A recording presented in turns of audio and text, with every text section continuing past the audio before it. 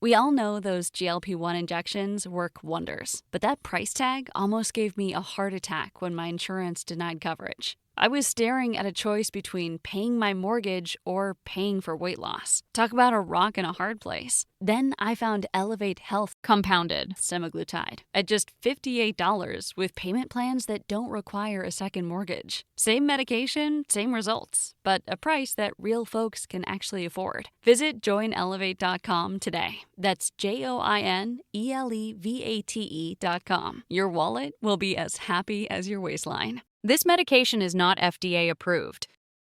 Earlier this week, as I was trying to figure out what it was we were going to talk about, what we were going to share together today, I had an urge to see if Babe Ruth had registered any comments on the occasion, the day that he bought $100,000 of war bonds in support of his government, the American government, after the start of World War II. You might say it's not necessary for you to specify after the start of World War II. He wasn't around for the Korean War. It must have been World War II. But no, it could have been World War I. I don't think he had the dough at that point. He was just starting out to buy $100,000 in war bonds. And so it doesn't hurt to be specific. To be honest, I'm not sure what point I intended to make, what story, larger story I was going to tie that into. I almost feel like I'm having I misplaced my keys, they were here a moment ago kind of episode, but it turns out not to be important. The thing to know is that I've always gotten that story a little bit wrong. I think I've referred to it on the show a number of times as a kind of cause and effect thing. Who laughs last? The Babe does. He had heard that when American boys were out in the Pacific fighting in close combat with the Japanese, that they had shouted, "To hell with Hirohito," in the same way that later generations of Americans would go to Darryl Strawberry's road games and chant, "Darryl," or everyone booed A-Rod. And that the Japanese, to get back at their American counterparts, had shouted back, "To hell with Babe Ruth." And George Herman, being very much alive, kicking, was hurt, offended. He was a sensitive man and a patriot. And so he ponied up a whole lot of cash for what would have been about 1942 and put it into the defeat of the Japanese. I suppose the implication is that if they had picked someone else to jeer, he would have sat this one out. He would have just stayed out of it. Now, some of that is true and some of that is not true, but what I feel obligated to suggest to the Babe, though he is not here right now to hear me, or is he? Ooh, Babe Ruth, wherever you're at, send me a sign with the crack of a bat. Nothing right now. Perhaps we'll try again later as the show gets nearer the witching hour.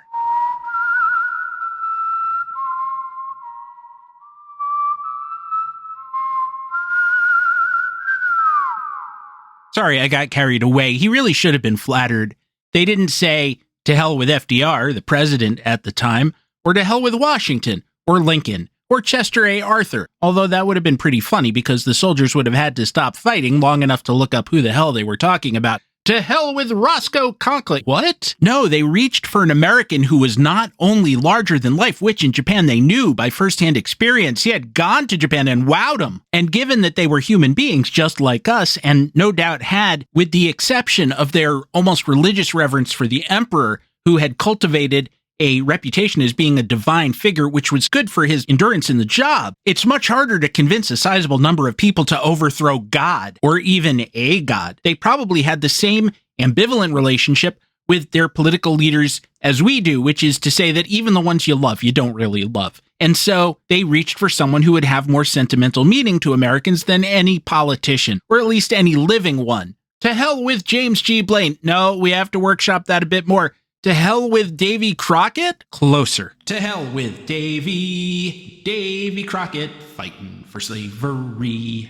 Will that one get me a copyright infringement notice from YouTube? Your guess is as good as mine. These are the sorts of things I have to worry about here in my old age. I don't know that I believe in all of this coordinated, "To hell with Hirohito! To hell with Babe Ruth! Ruth, Hirohito! Ruth, Hirohito! Ruth, hero! Ruth, hero! Ruth, hero!" Fighting in the Pacific was brutal, and soldiers on both sides were generally... Not that fighting in Europe was like a picnic, but, I mean, how dumb is it for me to say fighting in the Pacific was brutal? It was a very gentle war. They fought with cupcakes. You have one Christmas truce in the First World War, and everybody thinks that war can be gentle.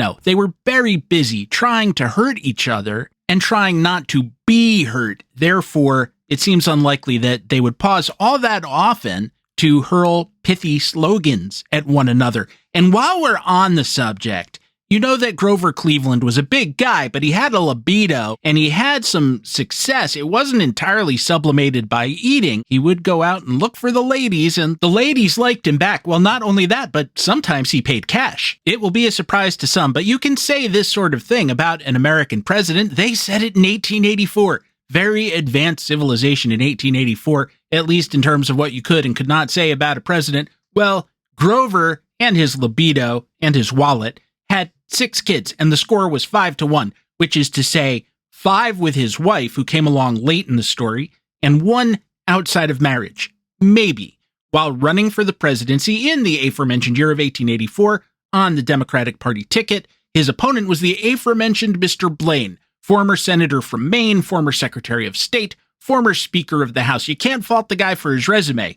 Grover's resume had him, in addition to being one of the most popular monsters on Sesame Street, the sheriff of Erie County, New York, the mayor of Buffalo, and the governor of the Empire State of New York. The Republicans didn't just contest him on his lack of experience compared to their guy, but attempted to respond to attacks on the more than light whiff of corruption around Mr. Blaine. The New York Post accused him of having wallowed in spoils like a rhinoceros in a pool by hitting Cleveland with a sex out of wedlock story. That of a 30-something widder woman and shop girl, that's what she did, seduced, abandoned, and left with a fatherless baby boy who she named Oscar. Clearly a reference to Grover's Sesame Street castmate and well-known close personal friend, not to mention Studio 54 Coke connection. This was characterized as an epic depravity such as no city in Christendom has ever witnessed. Thus, the 1884 version of Lock Her Up was another chant. Ma, ma, where's my pa? Personally, I would have gone with block that kick, block that kick. I believe that they did that. But when I was taught this back in junior high or high school or yesterday, the lesson included the Democratic counter chat. Gone to the White House, ha ha ha. The amount of coordination for this to have really happened, for the election of 1884 to have turned into one of those old taste great, less filling Miller Lite ads is just nuts, and requires, in addition, the kind of mass political rallies that I don't think really happened in the 1880s when front porch campaigning was still a thing. At the very least, it had to come after, because Grover hadn't gone to the White House, ha ha ha, or otherwise, yet. And the election was close, too. And Grover, despite the monster at the end of this book being up there with Moby Dick in American literature, won the popular vote by about half a percentage point and just barely took his home state of New York by about 1,000 votes. And the rest, which is not relevant to what we're doing here today, is the story of 2 terms split over 12 years, one which we're reliving now, but it's kind of like a remake that no one asked for. Well, someone clearly asked for it. I don't know if the child, born, as I said, Oscar Folsom Cleveland, but adopted out as James Edward King Jr., was really Grover's or not, and I don't know that he knew exactly, but he did pay some support and was involved in the child being adopted because either there was a non-zero possibility that he was the daddy, or, as the name Oscar Folsom suggests, he might have been the offspring of Oscar Folsom, who was his late friend and law partner, and whose daughter was his ward, and later his wife. Pronouns are awkward. Oscar did not make his daughter his ward and later marry her. That's gross. I mean that after Oscar's death, his daughter became Grover's ward when she was of age, and Grover was president. They got married, and yeah, it was a different time. It's a pretty sad story, actually, not the Francis Folsom part, but that the mom in question, one Maria Halpin, seems to have been either an alcoholic or mentally unstable or both, and, as the adoption suggests, she lost custody of her boy. The genetic line ends there. There were, obviously, no siblings by Cleveland with Halpin, and James King Jr. had no children that I'm aware of, so I don't think there are going to be any Jefferson/Heming style genetic testing to establish this. if anyone cares at this late date. It doesn't have quite the same importance as the Jefferson-Hemmings thing. In Alin Brodsky's 2000 biography of Cleveland, he quotes a dissident Republican Party member as saying of this scandal, "We are told that Mr. Blaine has been delinquent in office, but blameless in private life, while Mr. Cleveland has been a model of official integrity, but culpable in his personal relations. We should therefore elect Mr. Cleveland to the public office, which he is so well qualified to fill, and remand Mr. Blaine to the private station, which he is admirably fitted to adorn." Today we say, delinquent in office and culpable in personal relations? Let's have both. The point is, I don't think that there were competing choruses of Blaine and Cleveland voters, and there most likely weren't bullfrog-like symphonies of "to hell with Hirohito" and "to hell with Babe Ruth." And that's not what moved the Babe to buy those war bonds anyway. It seems to me that American and Japanese ground troops wouldn't have had enough contact as of the time that he did it, and it seems unlikely anyone was shouting it down from planes or up from aircraft carriers. The Babe bought his war bonds in 2 tranches beginning less than 2 weeks after Pearl Harbor. He couldn't buy all 100,000 at once because there was a rule that limited single purchases to $50,000. So he had to come back again just after New Year's. Now, perhaps American soldiers had faced off with Japanese soldiers in the Philippines by then, so maybe it could have happened. But Ruth didn't cite that at all. In fact, he didn't make very much of a statement. He wasn't shaking his fist and saying, "I'm doing this because they mocked me and sullied my good name, and I was really nice to them when I was over there in 34. So ungrateful, and I ate all the raw fish they gave me. I had no idea what was going on. I was just trying to be polite, and they said, 'Try it, it's a delicacy,' and I didn't want to insult them and cause an international incident because I'm the Babe, and anything I do is going to be blown way out of proportion." No. He was asked in what was apparently a tongue-in-cheek way, "Do you think your investment is safe?" In other words, we're going to win, right? And I think they were trying to tee him up to say something like, "Of course it's safe. Uncle Sam is going to win this one going away. It's going to be a blowout. I tell you, folks, Uncle Sam is going to score 11 runs against fascism in the top of the first. These dictators have no fastball." But he didn't register that, I don't think, and he replied, "It isn't a question of safety, but they're safe enough. We've got to knock those guys, Hitler, Mussolini, and the Japanese, out of the box." He didn't say Japanese, but the shorter version of that is sort of a slur, so I'm going to leave it out. There was also a more PR-oriented quote that didn't include the question about safety. It sounds like maybe it came from a press release. The Babe said, "The safe and sure way of knocking the other boys out of the league is to buy defense bonds. We're out for one thing: victory." Sounds like there should be more, doesn't it? As I was looking at this story, I kept coming across totally unrelated wedding announcements, like Miss Babe Ruth Turner of Smithville married H.C. Ellison of Oklahoma City Tuesday in Bastrop. Marriage licenses were issued to Lois J. Cantrell, 27, and Babe Ruth Case, 21. So we have one girl named Babe Ruth, legally, one boy, legally. Both were about the age that they would have been born in the 1920s when the Babe was doing things that no ball player had ever done before, and seemed to be a benign presence as well. Sure, rough, rowdy, uncouth, and a hazard to other drivers if behind the wheel that was a lifelong thing, but still benign, more than benign, fun, and often noble, generous to a fault. So why not name your kid after him? Nomenclature isn't destiny, of course, but I note that during the war, H.C. Ellison, Babe Ruth's husband, went into the service, served in the Pacific, may or may not have shouted "to hell with Hirohito" and heard the other guy shout "to hell with Babe Ruth" back, and taken it really, really personally. More personally, maybe, than Babe Ruth himself. "Hey, you guys, lay off my wife." But that aside, he served. He was, when I lose track of him, a corporal. Pretty sure he made it through, but not positive. Meanwhile, Babe Ruth, his wife, got a job building highways in Texas. She was a gravel inspector, and the fellas weren't around to do the job. As Bob Dylan sang, you've got to serve somebody. In this case, we mean your fellow man. And that goes double in times of emergency. At least, that's how we read it in the infinite inning.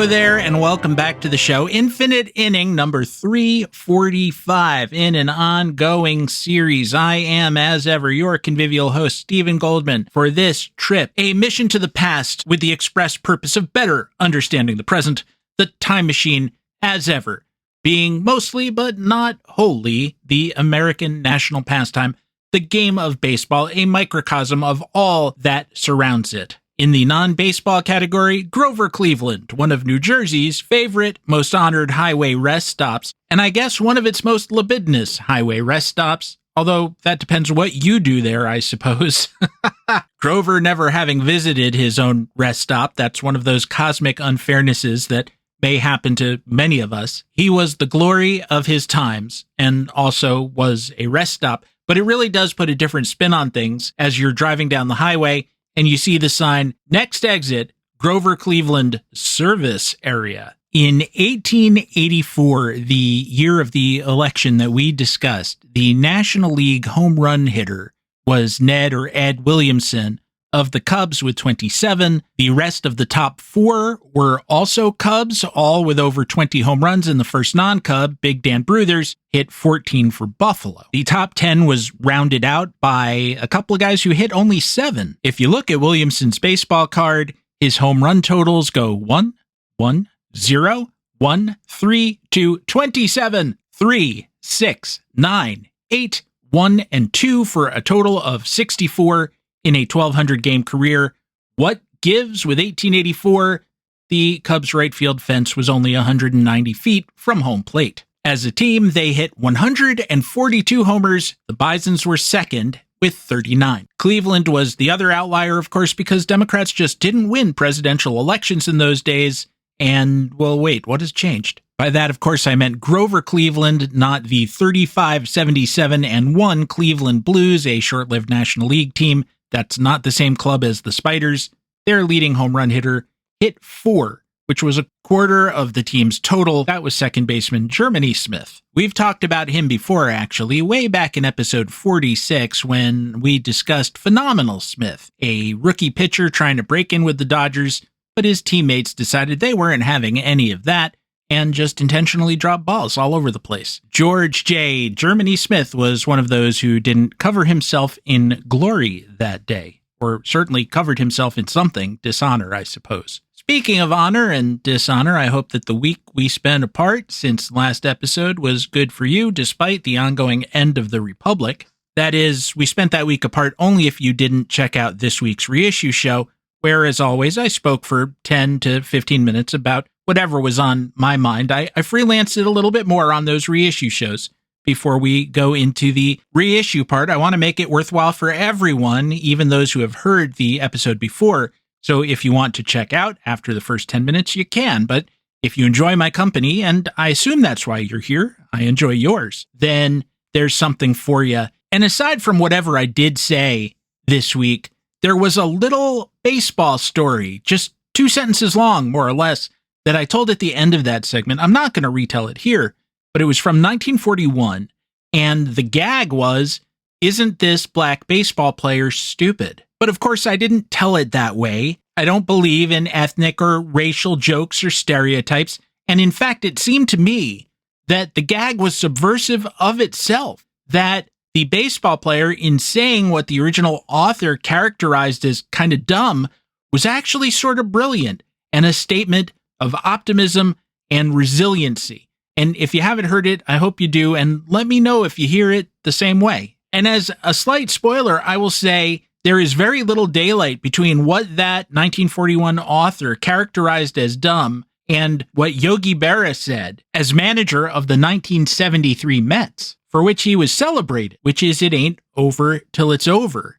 What this person was saying, and again, these words don't appear in the story, so I don't think I'm spoiling it, is it ain't over until it's truly begun. And with that thought in mind, let's all get up there and get in our licks at bat before we call the game on account of darkness. I want to tell you what I wrote about at Baseball Prospectus this week, because thematically it's related to what we're going to get into in Act 2 of the show in just a few minutes. I wrote about Dixie Walker. And yes, about the petition he circulated to keep the Dodgers, to keep Branch Rickey from integrating the roster with Jackie Robinson.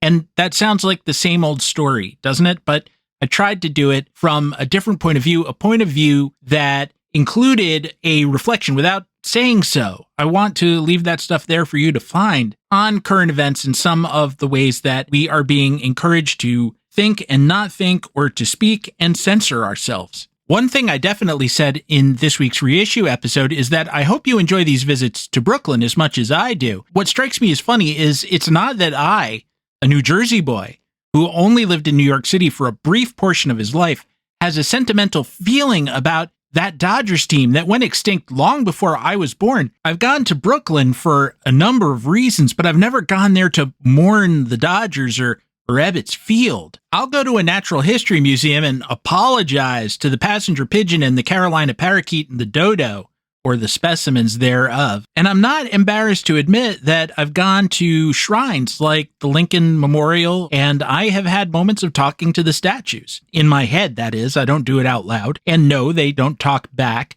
But I have used those places as opportunities to reflect on history. And certainly I've done that at ballparks too. I always felt a little bad that when I started getting press passes for Yankee Stadium, it was 20 years, over 20 years, since they had rebuilt the place. So the version of Ruth and Gehrig and DiMaggio and Mantle and so on was kind of gone. And at the same time, I could sit in the dugout and say to myself, my goodness, the Babe stood, well, here sort of, more or less. I'm pretty sure for a lot of years the Yankees preferred to use the third base dugout, but that's fine. I went over there too. And if you want me to be really honest about it, and I think I've said this before on the program, at Yankee Stadium, the version that's now been demolished, the dugout floor was this weird sponge-like substance that just seemed to me was put there to absorb years of saliva, of expectoration. And when you walked on it, it kind of, whether it had rained or not, went. And I thought, I'm walking on Babe Ruth's bodily fluids. What can I say? I'm a romantic at heart. So I guess I'm sentimental about that, but not necessarily about the Brooklyn Dodgers. I think what it is that one team generated more affecting tales of humanity that chime with the greater history of America than any other team. I think that's objectively true, and it isn't just that I've fallen for some kind of nostalgia machine. The story that I wrote is called A Dead Outfielder Speaks His Truth. And as I said, it's about looking at Walker and how we should think about someone like him in retrospect, when all we have left is some pictures and some stats, good stats, and a story or two.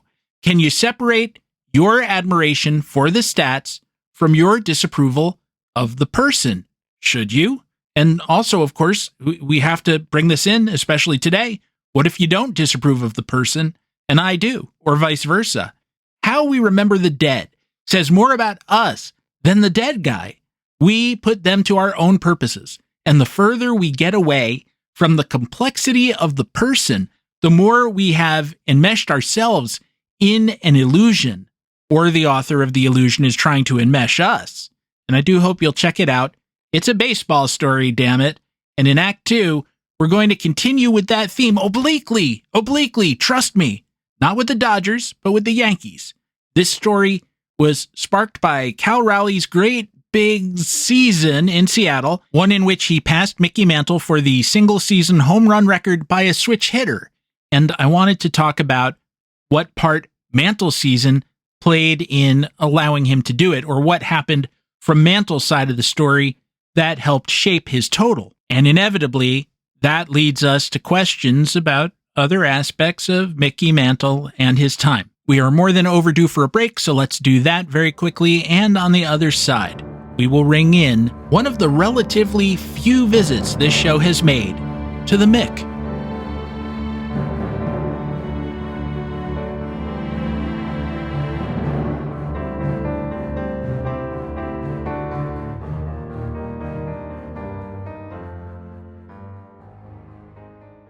You won't see the engineer that slams the Nissan Rogue's door 13,920 times. or the corrosive chamber that simulates 15 years of life in 5 months, or the Rogue, heat-baked for over 300 combined hours. What you will see is a vehicle that can take punch after punch and keep rolling. Nissan, #1 in new vehicle quality among mainstream brands by J.D. Power. We put it through the worst, so you get its best. For J.D. Power 2025 U.S. Initial Quality Study Award information, visit jdpower.com/awards. Awards based on 2025 model year. Newer models may be shown. Your kids could get free or low-cost health coverage from Medicaid or CHIP. Even if you've applied before, they may be eligible now. Kids up to age 19 are covered for checkups, vaccines, dentist visits, hospital care, and more. And if they already have Medicaid or CHIP, remember to renew every year. Visit insurekidsnow.gov or call 877-KIDS-NOW. Paid for by the U.S. Department of Health and Human Services. Bugs crashing your pack's party?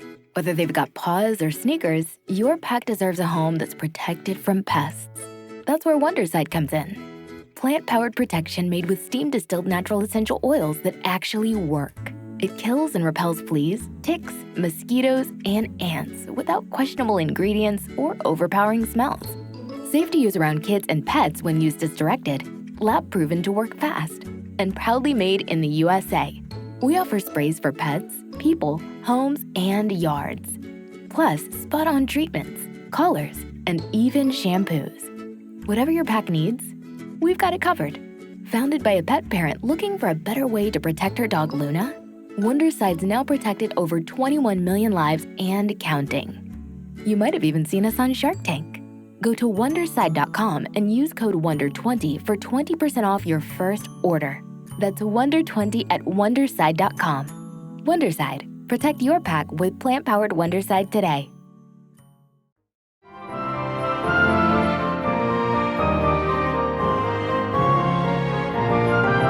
Quick note on current events. As you know, this show initially comes to you Friday night into Saturday mornings. And as I look at the scores as they are coming in, Cleveland, the Guardians, have won 8 straight. The Tigers, who have just been relentlessly scuffling, have dropped 4 straight. They lost 1 tonight to the lowly Braves. We don't get to say that very much anymore because the Braves are so generally successful, but they've had all the injuries and very little depth in their system at this point after all that success. But they got overturned, Charlie Morton did, by Atlanta. And so now Cleveland trails only by 2 games. And here's another subject I wrote about a couple of weeks back, I think, for Baseball Prospectus, which is if only Cleveland had traded for a bat at the deadline, or if ever in the last, I don't know how many years. They are always short. They seem to, in the eras subsequent to the big Albert Bell, Manny Ramirez, Jim Tomei years, be able to turn up better pitching than they could then when Charles Nagy and old guys like Dennis Martinez and Oral Hershiser were the best they could do. And I mean, no insult to any of them. They were, particularly Hershiser and Martinez, very close to Hall of Fame level pitchers. However, they were both 40. Well, now that's less the problem. However, it's now on the other side of the ball where their catchers are something historically bad at 178, 263, 329 for the season. Good defense? Well, you hope so, given what you're trading off for it. And the outfield is also something truly pathetic, maybe the worst in franchise history, with, as I speak to you, the center fielders in particular hitting 202, 255, 327, and the right fielders hitting 196, 264, 319. And you say, ha, left field. But Steve Kwan has been hurt since the All-Star break, and those numbers are trending rapidly downwards. So why are you complaining? They've won 8 in a row. They're only 2 games out. And the answer is because they have only 9 games left. Their ownership keeps throwing away seasons like we're all going to live forever. Dudes, you're on 77 years since the last time you guys got to dogpile on the field and shake the champagne in the clubhouse. So let's go from something vexing to something fun. One of the best stories, as I said before the break, of the 2025 baseball season is the explosion of home runs from Mariners catcher Cal Raleigh, who is not only having one of the best seasons, particularly, well, the best home run season that a catcher ever had, but he's doing something that has been pretty rare for Mariners catchers. Like there's no Roy Campanella and Yogi Berra in that franchise's past No offense meant to Kenji Jojima or Mike Zunino or Dave Valley. There's just not a huge tradition of big backstop seasons by catchers in Mariners history. I remember when Scott Bradley hit .302 in singles in a platoon season, and it was kind of a big deal given what had come before. 3 catchers in team history have had 30 home run seasons, and they're all named Cal Raleigh over the last 3 years. And no doubt some of that is environmental. It's the balls, it's the ballparks, it's the era, it's the strike zone, whatever you want to call it. But you can't take anything away from him. He is a switch-hitting, Gold Glove backstop, and as I speak to you today, he has 56 home runs, a total which leads the American League, 118 RBIs, which ditto, and he's hitting .246, which is high for him. That's the one thing he doesn't do well, and he's drawn 94 walks, in part because he's been intentionally passed 16 times.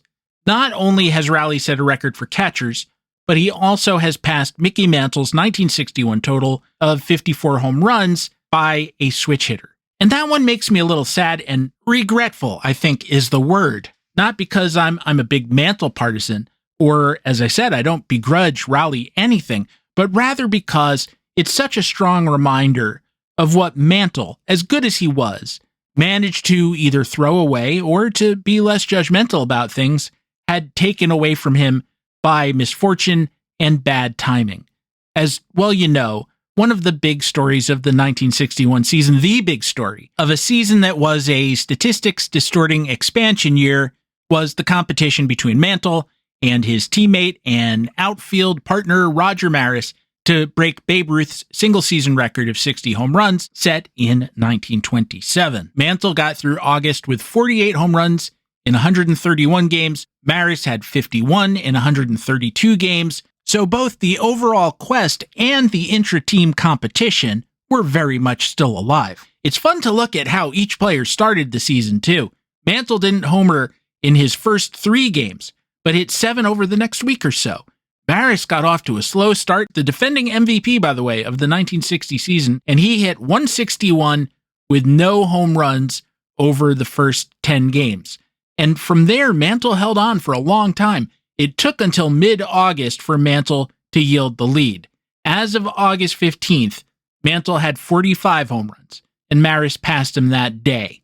Over the rest of the season, Maris hit 15, Mantle 9. As you know, Maris finished the season with 61, and Mantle finished in the hospital. In September of 61, Mantle got sick. He had every kind of gunk you can think of. As Jane Levy, a former guest on this show, wrote, sports writers following the team followed his condition closely, diagnosing a cold, a head cold, a heavy cold, a virus, an eye infection, and an upper respiratory infection that lingered through a long homestand against the Tigers, Senators, and Indians, and then a road trip to Chicago, Detroit, and Baltimore. At that point, broadcaster Mel Allen, and this is unforgivable, sent him to Dr. Max Jacobson, the literal Dr. Feelgood. He injected Mantle, you've probably heard this before, but still, he injected Mantle in the hip with Lord knows what, and botched the actual shot, hitting bone.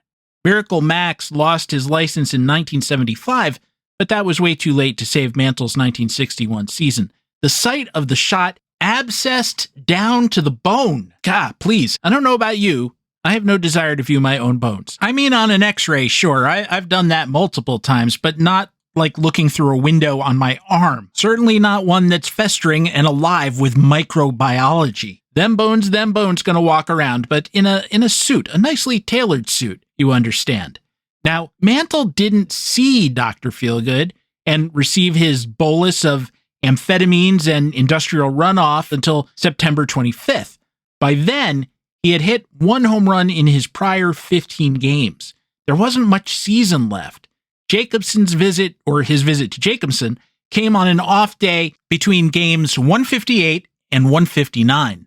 The shot endangered Mantle's life and ruined his postseason, but it didn't end the home run chase. What did that was the month span from August 15th to September 15th, when Mantle hit .330 with 8 home runs in 31 games. Anyone else would take that. He was much better than Maris overall during that period, in that Maris hit only .222.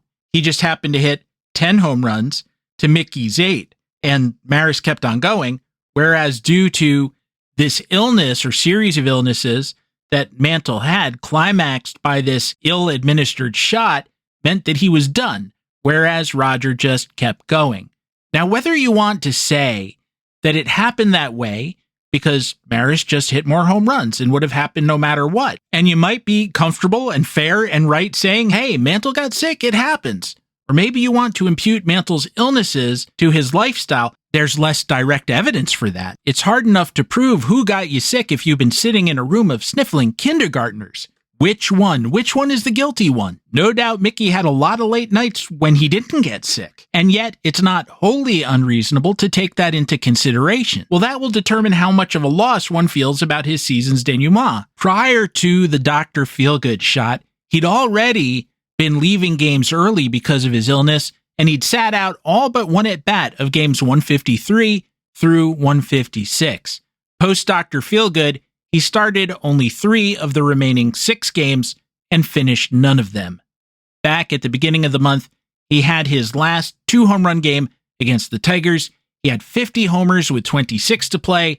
Marries had 53, and in retrospect, neither of them should have done it. And as great as Mickey was, it seems very reasonable to say, hey, you had a good run at it, sick or no.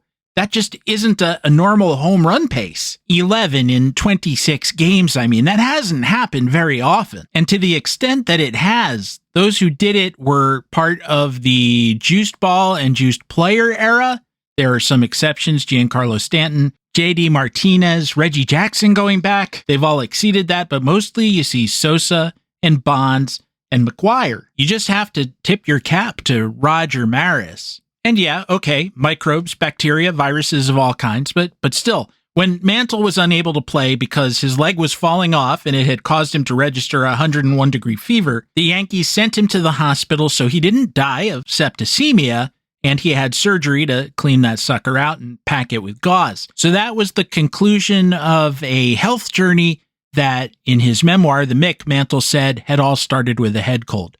Now, in Levy's book, she doesn't imply that he had also fallen off the wagon, but she does say that throughout that season, a number of teammates, including Marries, Bob Cerv, and Yogi Berra, had worked to keep Mickey away from the New York City nightlife and had mostly succeeded, but somewhere around Labor Day, Mickey had gotten, well, Grover Cleveland-ish, and draw your own conclusions about that. The fact that there is that ambiguity invites us to talk about it and speculate, and although it may not be fair, at least not to Mickey Mantle in that particular moment, the overall arc of his life argues that it is reasonable for us to talk about it and draw what knowledge and wisdom we can from what happened at the end of that season. Right now, today, there is a campaign against speaking honestly about certain public figures.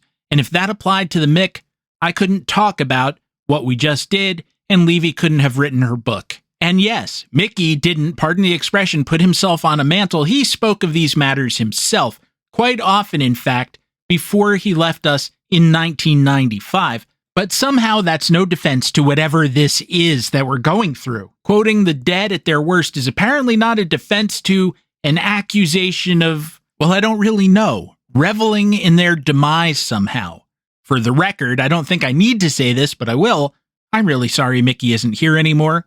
My career got started a few years after he died and just before Joe DiMaggio passed, and I never got near enough to either of them to have any kind of conversation or even shout hi. And that is one of my big regrets. Back in 1999, I was writing for the original version of Yankees.com.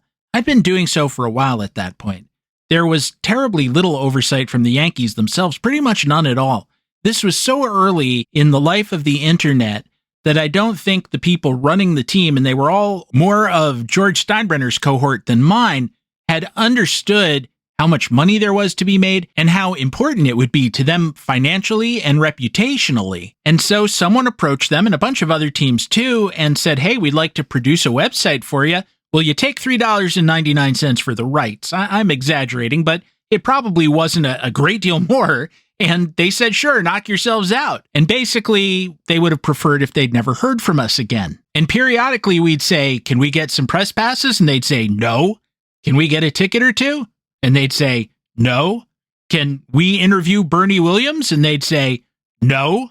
And we'd say, this is your website. You know, we're advertising you. And they'd say, it is? Now, over time, much of that did get better. This is before MLB.com swept all of that away. So I don't want to act like they never let me into the building. In fact, that is when I started getting credentials and getting to talk to some of these old timers and, of course, present day players as well. And I only irritated some of them. But there were a number of people, some of whom are still there, who were very helpful to me. So I don't want to be unfair to the club in that sense. And as far as being on my own in terms of what to write about and how to write it, that's the way I like it. And I stayed with them through the transition to MLB.com and the Yes Network, and it was only when that started to change that I finally left. At Christmas that year, I found myself casting about for a subject. There was nothing going on, but I was supposed to write anyway. Christmas Day that year would be the 10th anniversary of Billy Martin's death in an alcohol-related single-vehicle accident. So I chose to think and write about him, his close friend Mickey, and their mutual manager and occasional father figure, Casey Stengel. I know that won't surprise you. I am who I am.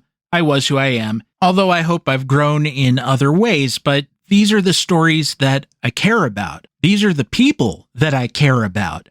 I'll try to unpack that more in a moment, but for now, as we head into a break, what I need to say is that I tried to write about them tenderly, but honestly, and that upset one reader, and it has stayed with me ever since, and it chimes with what we're going through now. And I'll tell you about what I wrote and what my correspondent said when we return on the other side.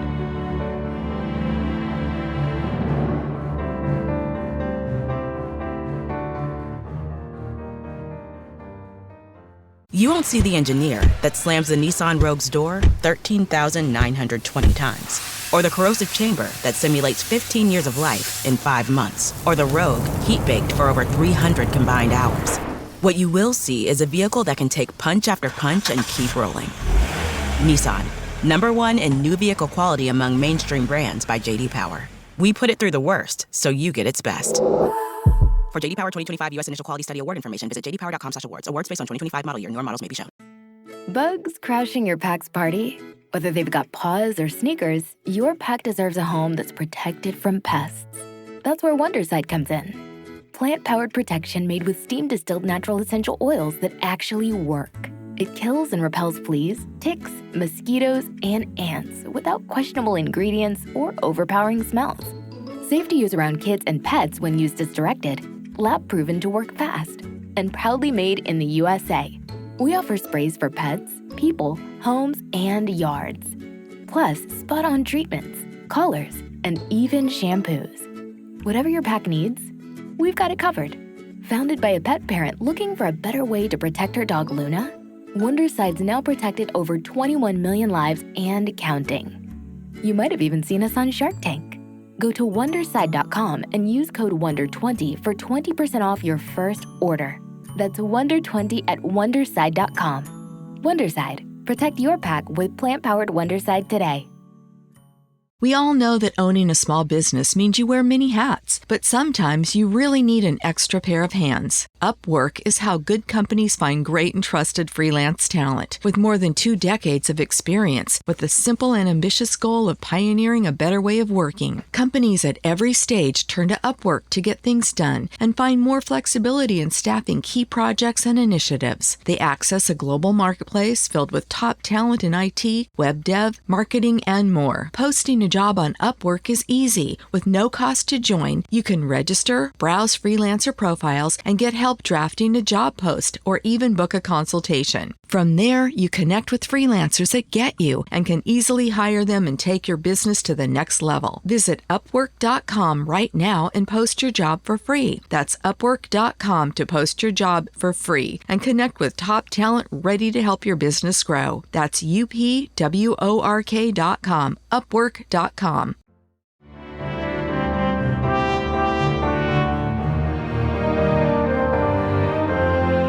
Welcome back. You didn't stop at the Grover Cleveland service area by any chance while we were away, did you? For the record, it's on the turnpike between exits 11 and 12, but if you happen to be on the Parkway, you can visit the Larry Doby service area between exits 151 and 153A. Hey, give them credit for trying, right? And for honoring the right people. So on that day, Christmas Day, basically, in 1999, I wrote, in part, the problem with Casey Stengel as a parental figure was that he had never been one and did not really see himself as one.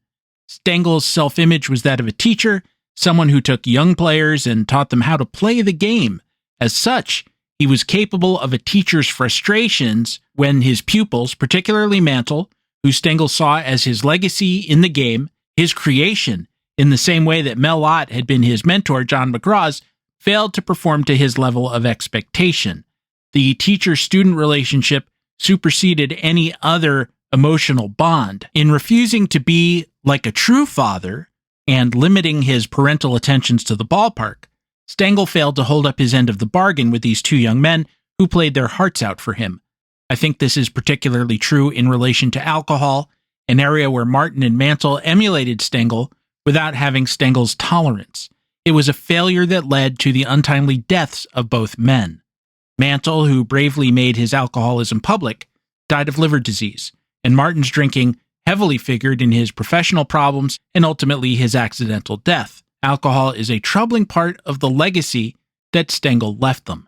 Stengel was a heavy drinker. Johnny Murphy, one of his pitchers, joked, "When he dies, they'll have to send his liver to the Smithsonian." This was not so much because he lived to an advanced age while continuing to drink, but because despite his consumption, he was almost never seen to have been inebriated. In this, he was kind of similar to Winston Churchill, who was probably just very slightly potted all the time. Either Stengel nursed one drink for hours at a time, too busy talking to actually finish it, or he had a tremendous tolerance. The truth is probably somewhere in between. He had a permissive attitude toward his players' consumption of alcohol. In this, he showed his age. In Stengel's youth, and for a considerable time afterwards, players who did not drink were thought to lack manhood. "They say some of my stars drink whiskey," Stengel said, "but I have found that the ones who drink milkshakes don't win many ball games." Of clean-cut Bobby Richardson, he said, "Look at him. He doesn't drink, he doesn't smoke, he doesn't stay out late, and he still can't hit .250. To Stengel, drinking only became a problem when it affected a player on the field. No ball player should ever get into the habit where he drinks before a ball game. When I had one of those boys, I said, well, this man is limited. If he doesn't want to change, why disappear him? However, if a player with off-the-field problems was productive for him, as Don Larson was, Stengel was able to ignore his lapses up to and including Larson driving his car into a tree, as he did during spring training 1956, the same year in which he would pitch his perfect game. Asked why his pitcher was out driving at 5 a.m., Stengel said that he must have gone to mail a letter. Stengel's ambivalence toward drinking carried over to his team as a whole. Ryan Duran, Stengel's bullpen ace in 1959 and 1960, and later a recovering alcoholic, told writer Peter Golenbach, there were several full-blown alcoholics on that team, and there were 3 or 4 more who came pretty close. And I want to interject from here the vantage point of 2025, that whereas Stengel's attitudes towards drinking were those of a player whose career began about 1910, that he wasn't any different from any of his contemporaries and many Americans down to the 50s and past it, that alcoholism conceived as a disease was still in the future, that men and young men drank was an accepted and still is an accepted part of the culture, and of course that Casey never picked up a bottle and forced anyone to drink from it. In retrospect, what I think I should have said was that although Stengel was a manager who believed in Billy Martin as a player more than anyone else did at that time and was responsible for him having a major league career, and that he promoted Mantle heavily and said many, many positive and encouraging things about him, about how great he was or could be, that in an ideal world, these two players might have had a manager who involved himself more with them as people rather than players, who was able to say or took it upon himself to say, hey, you guys need to slow this down the way that you're living. And I'm not saying that Casey didn't say that, because I feel fairly certain that in some ways he probably did, but only to the extent that he was capable of it and that his own attitudes didn't mitigate the message. I might be wishing for someone totally unrealistic. I don't know who that manager would have been. I don't know that he was around, whoever, in the 1950s. And if you think forward to the 70s and 80s when drugs came into the game, and players needed that guy to have both the empathy and authority combined to say, fella, you're going to kill yourself. And I don't mean 20 years from now when your liver goes back on you, but today or tomorrow. Baseball men were more inclined to be punitive and judgmental than they were to be compassionate. Returning to what I wrote at Christmas in 1999, in retrospect, it now seems clear that one of those Duran referred to was Mickey Mantle. Stengel's occasional hostility toward his greatest player has been cited as evidence of his selfishness and ingratitude. In his memoirs, Stengel selected all-star teams for both his Yankee years and his entire career to that point. Although he listed Mantle among the best Yankees he had managed, he did not list Mantle as one of the best players in the majors during a period spanning 50 years. Despite Mantle's great success and incredible performances, Stengel often seemed frustrated with his approach and lack of focus. At the time, this seemed unreasonable, but with Mantle's liver failure and resultant death in 1995, and the concomitant knowledge that some of his lapses in performance resulted from his undisciplined lifestyle, Stengel's disappointment becomes more understandable. Nonetheless, Stengel shares some responsibility for the fate of Mantle and Martin. Both were teenagers when Stengel first came into contact with them, both adopted him as a father figure, and Stengel's casual attitude towards alcoholism, his mixed messages about drinking, undoubtedly influenced the two young men. Again, in retrospect, I think I was a bit unfair to Casey here, who I was asking to be not only someone that he wasn't, but to buck an entire culture, not to mention Martin and Mantle's entire personalities and backgrounds. And Casey was very aware of what those were with both of them and commented on them, but that's a lot for anyone to be up against. Both Mantle and Martin were not only drinkers, they were very determined drinkers, and even if Stengel had done nothing to ask them to dry out, a whole lot of people around them did, and it didn't take. I concluded by saying, I think that heroes and fathers are meant not only to inspire, but to disappoint you.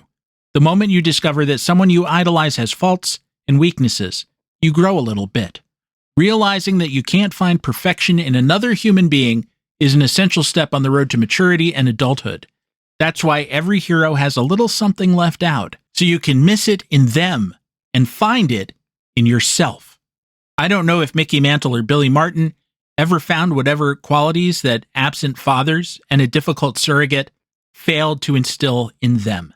And there I put down my pen and went on my gloomy way to experience the holidays in my usual ruminative fashion. You have to understand that I love these people. I never met Casey, who died when I was a very young child, but I care about him. As I said, I never got to talk to Mantle. I shared an elevator with Billy Martin when I was 14, oddly enough, but it was a weird late-night situation and it was too awkward for me to say anything. So I don't love them out of personal experience, the way you would a member of your family, but out of learning about them.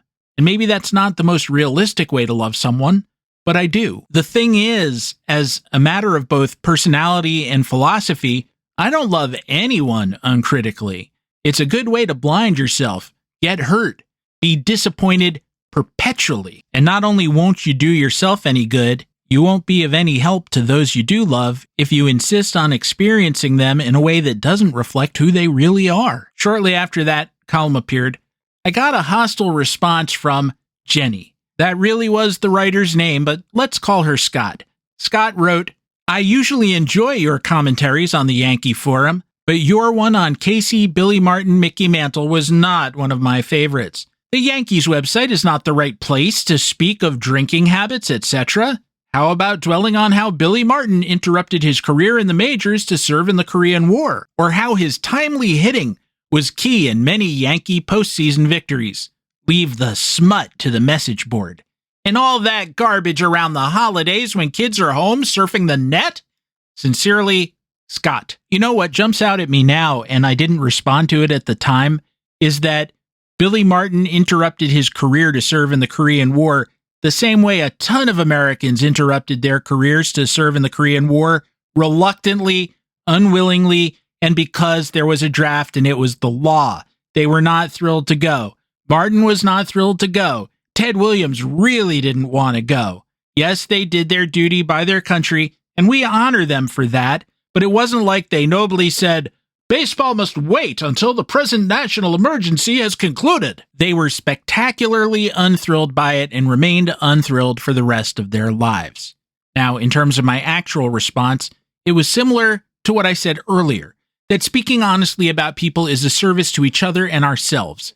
Otherwise, you're living a lie, dwelling in a happy cotton candy bubble.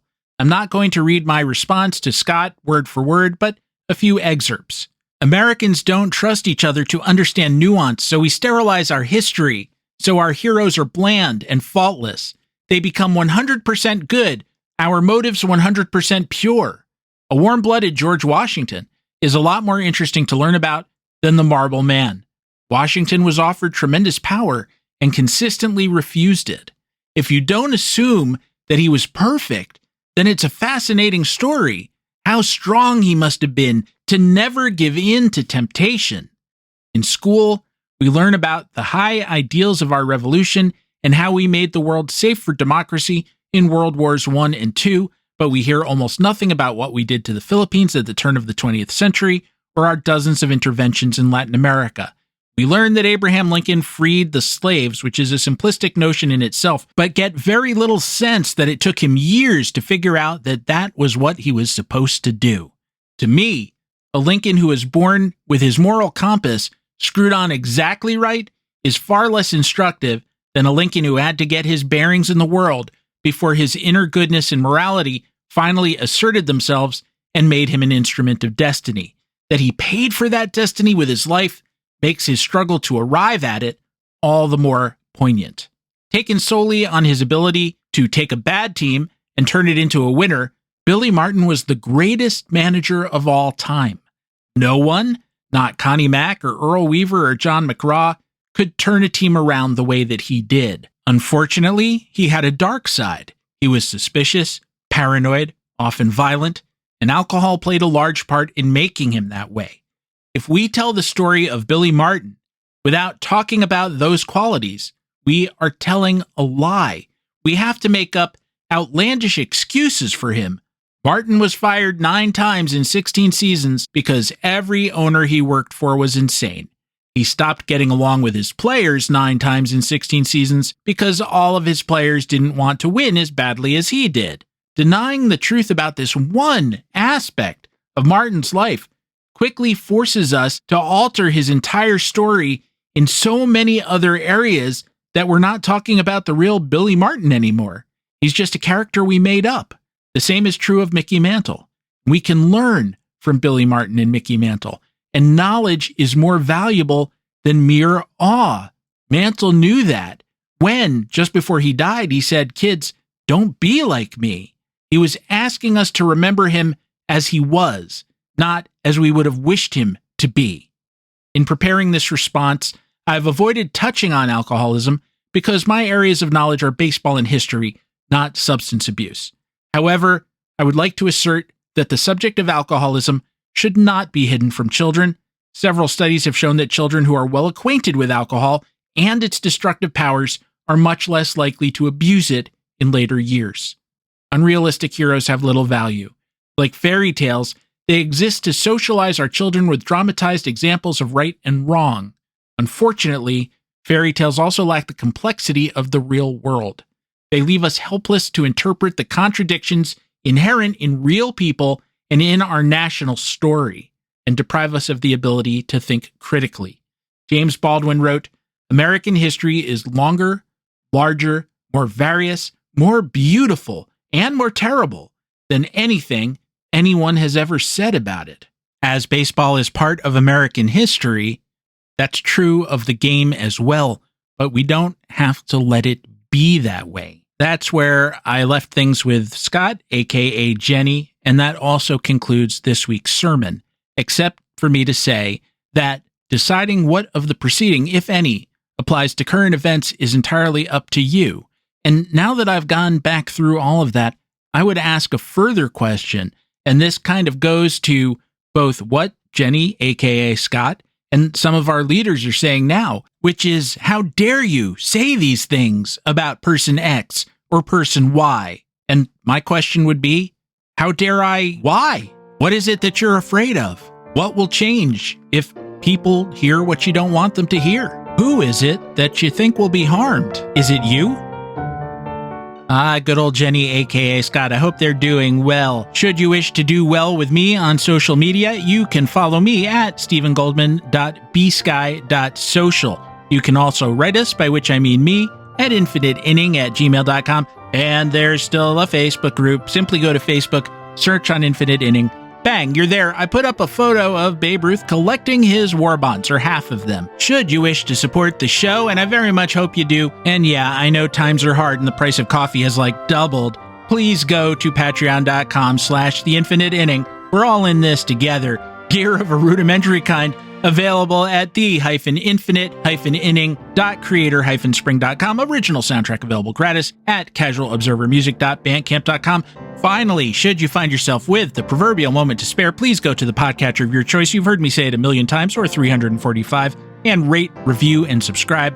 And if your podcatcher doesn't let you do those things, well, grab a piggy bank and start saving up for that next cup of coffee. Our theme song, which you are hearing now and have been listening to throughout the episode, was a co-composition of myself and Dr. Rick Mooring, who says, "May I paraphrase Richard Carle? Here's that you may live 100 happy years, and I may live 100 less one day. For I don't care to live any longer when all our liberties have passed away." Well, if I can figure out how to surpass that bit of doggerel, despite the fact that I don't own a dog and the parakeet tends to denigrate my ability to write verse, I'll be back next week with more tales from inside the Infinite Inning.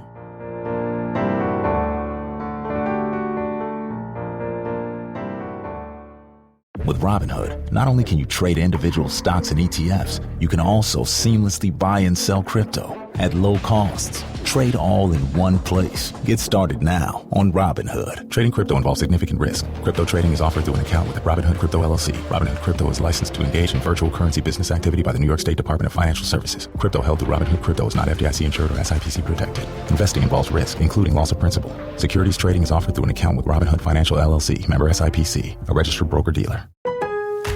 Lowe's knows how to help make your home holiday ready for less. Get Select Style Selections vinyl flooring for just $1.99 per square foot and have it installed before the festivities begin. Our team can help you every step of the way. See a Lowe's Red Vest associate or visit Lowe's.com/holiday install to get started. Lowe's, we help, you save.